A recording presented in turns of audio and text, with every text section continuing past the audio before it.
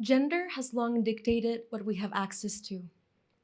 The bathroom is a clear example. But when it comes to partner dance, the line is less obvious. My name is Monica Albornoz, and this is my thesis, Pasos, Design Interventions for Gendered Agency in Latin Partner Dance. I've been partner dancing for the past 6 years in different cities and styles of dance. And what I can tell you is that there are many kinds of partner dance. If you're Latina like me, you might have danced with family and friends. If you're not, you might be more familiar with professional partner dance. But today, I'm going to be talking about what I'm calling the cosmopolitan partner dance space, an arena of partner dance that carries values and traits from both ends of this spectrum.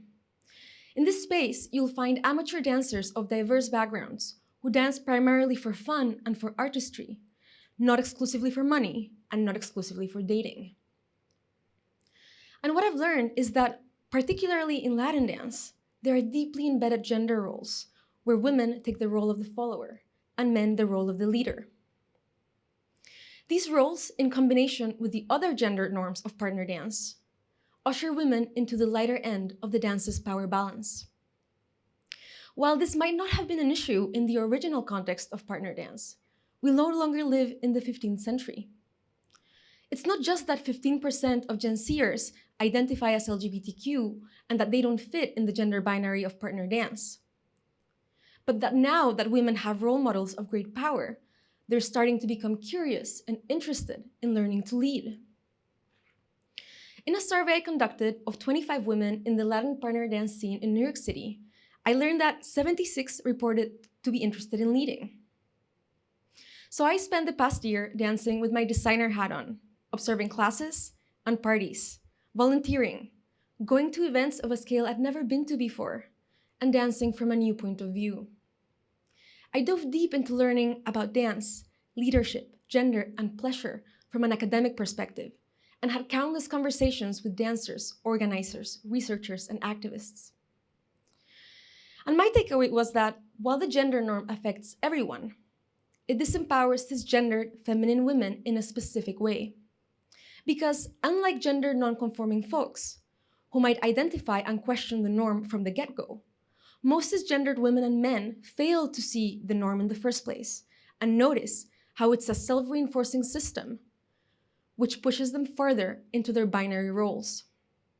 This means that by the time women realize they want to lead, the climb is simply too steep. In my time in the field, I heard women's explicit and implicit desires to lead in so many words and expressions that it should come as no surprise that 32% of my survey respondents reported not to be leading as much as they want to. I want to acknowledge that gender non-binary people experience many challenges in partner dance, and particularly in the more heteronormative styles like Latin dance. But I chose to frame this thesis from the perspective of cisgendered women, in part because of my experience, and in part because of the demographics of the space. But also because I wanted to test this question. Can helping women to lead be the pathway to break the gender norm for everyone? Today, I'll be walking you through a night of partner dance and presenting design interventions addressing 4 barriers towards leadership that women face in this experience. Starting with arrival.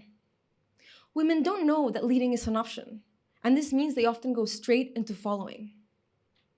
So instead of having the ubiquitous experience of having a plain paper wristband at the door, I envisioned and prototyped Dance Code. Dance Code is a kit for dance organizations that color-codes wristbands according to dance roles. This not only confronts dancers with their options, but supports them in communicating their preferred roles. In this way, Dance Code leverages an existing interface in the dance experience to facilitate an interaction based on stated preference, instead of gendered assumptions. But choice is not enough, as you'll find in the dance class, where their current design pressures women into following. Here's how classes usually work. Instructors will ask leaders to find a follower, and if they call rotate, leaders will move on to the next follower. The issue here is that there's often many more leaders than followers in class, and this means that when it's time to find a partner, many leaders are left without a follower. This puts undue pressure on women who want to lead, who must battle self compliance, covert and overt pressure to dance as followers. This is a problem because without the ability to learn skills and develop expertise, women will never stop feeling like leading is intimidating and not fun. But Kay Lee, a partner dancer from the survey, said that if she didn't have someone to lead her, she might do it more and end up enjoying it. So, what would a dance class look like where women don't have to fight for the right to lead? Ladies Take the Lead is an experiential workshop where all participants practice leading and following in a space free of the gender norm. They learn soft skills like active listening, vulnerability, and communication, and technical skills like basic steps and pattern work. Finally, putting it all together in a space of supportive celebration. When asked at the end of the experience, participants recognize leading as challenging, because it is, but also as fun. However, all classes, regardless of their structure, are like training wheels. Which brings us to the moment of truth, the party, also known as the social. Here, dancers will ask each other to dance, no longer mediated by a teacher. The gender norm here is that leaders initiate. This makes it particularly hard for women wanting to lead because they may be used to waiting instead of going for the ask. And beginners, who often don't have friends who follow, panic before asking strangers to be their followers. And what's worse is that if they are rejected or they feel judged during the dance, they take it personally and they sit on the side. That brings us to the third barrier, lack of encouragement, because women need support to ask for dances and not give up on leading. So, how can we help women learning to lead to find willing partners to practice with at the social? Inspired by the dance cards from 18th century ballrooms, I created Lineup, a digital dance card for partner dancers. Lineup is a platform with three user types: the learner, who in our case is a woman learning to lead; the helper, an intermediate or experienced dancer eager to support beginners; and the business, which is the organization running the events. Here's how it works. Before or during the event, learners will send dance requests to helpers attending the same event as them. Once approved, learners have a fully booked dance card, and when they get to the social, they don't have to worry about asking anymore. They can get straight to dancing. After that dance, learners will check off the dance, and in this way complete their card. But while having whom to practice with is a foundational step towards developing skills in leading, I thought this platform could do more. So I went back to my conversation with Brianna, who said that her heart goes through the roof when partners share their joy with her. So on their way back from the event, helpers can send anonymous affirmations and feedback to learners. And when this data is gathered over time, Lineup can then use natural language processing to create recommended practice areas for learners to track. And with the collective data of multiple learners' practice goals, Lineup can create curriculum suggestions for the dance organization to optimize their class experience. Some of you might be thinking that Lineup has the potential for private messaging features, but I really didn't want this platform to recede into a dating app and lose its value as a tool for safe practice and learning. Because the thing is, dancers already have ways to communicate with each other. Although this does raise an important question. Who has access to communication on the dance floor?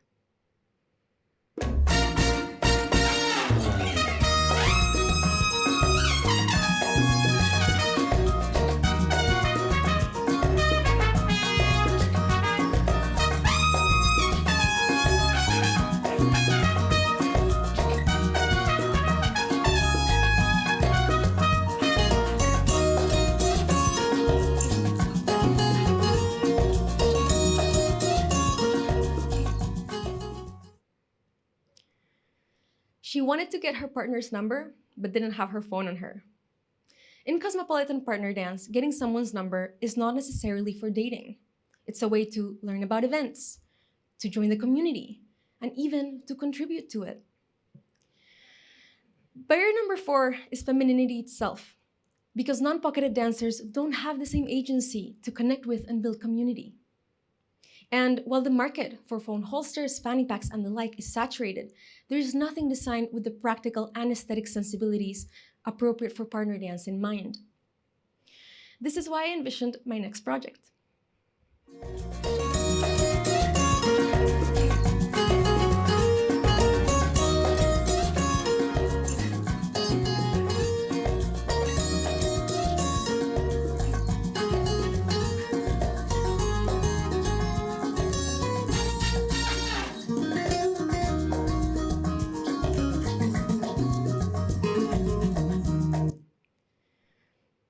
To develop Tenera, I created lean prototypes before landing on the features for the high-fidelity product. Tenera is secure, adjustable, versatile, and stereotypically feminine. For many of you, and particularly in this theater, it may be just too much. But for women like Amalia, partner dance is the one place where they are comfortable to wear that theatrical outfit, that colorful makeup, and showing up fully. But there's another reason why defending femininity is important. We can get women leading and men following, but if dance roles remain associated with femininity and masculinity, there will still be no place for those who reject these binary forms of expression. So, did these interventions succeed in breaking the gender norm? I'd like to share some user feedback. For Dance Code, the wristband kid, a participant said, "I generally don't dance with women leads, so it was great having that experience." At Ladies Take the Lead, the workshop, Valeria said, "I'm capable of leading and I should have more confidence to continue to do so." For Lineup, Kate, an experienced women leader, said, "Does this app exist yet? I think it has a lot of potential." Also, she thought Tenera is attractive, and she's into that. I'm excited to keep collaborating with the community to explore how to make some of these ideas a reality. Because they keep asking me, "Have you figured out the wristbands yet? And how do I get on the mailing list?" My vision for partner dance is one where roles are choices, not norms. And I hope you'll help me get there. If you're interested in trying partner dance, these are instructors and events who I recommend. They're a great place to start. I'd like to thank them and my POD family for your help and support this past 2 years. Thank you.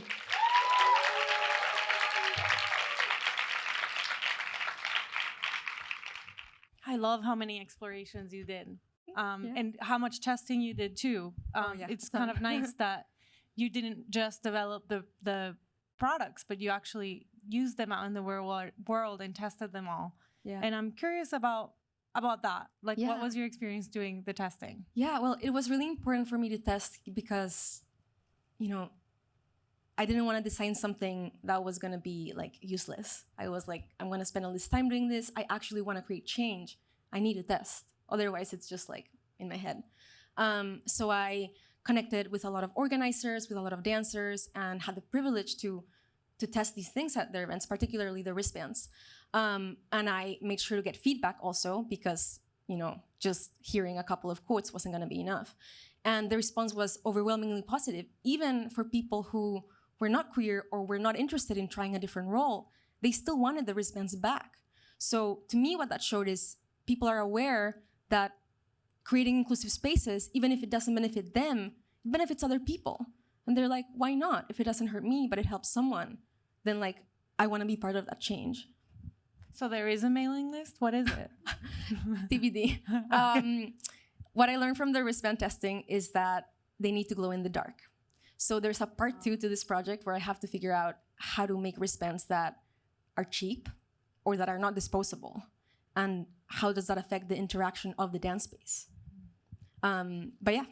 Well, you're going to keep dancing, so I'm sure you're going to figure it out. Yeah, it'll be impossible. People will keep asking me about this, so I have to deliver, right?